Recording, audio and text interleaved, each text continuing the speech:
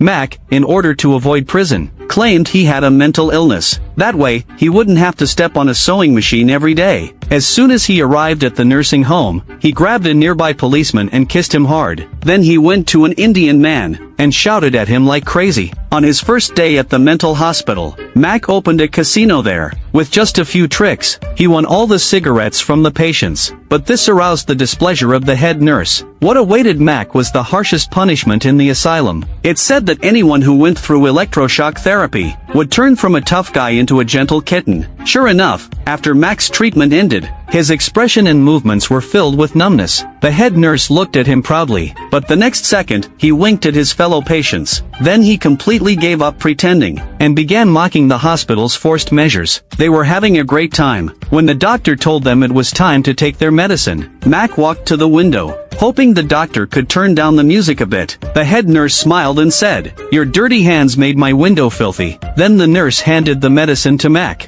but Mac refused to take it no matter what. At this point, the doctor warned, "If you don't take it, we have ways to make you." Mac had no choice but to compromise, obediently swallowing the pills. Very soon, Mac couldn't stand life in the mental hospital anymore. He decided to escape from the asylum. He climbed onto a human ladder, scaled the 10-meter high barbed wire fence, jumped onto a nearby tree, hung on a branch for a moment, and then crashed hard onto the ground. Mac finally escaped from the asylum, and while the driver wasn't paying attention, he drove away with the patients in the car. They went sailing together, fishing and steering the boat. Even the sea breeze carried the taste of freedom. However, when they returned joyfully holding a big fish, the prison guards were already waiting on the shore. Sure enough, Mac was once again locked up in the asylum.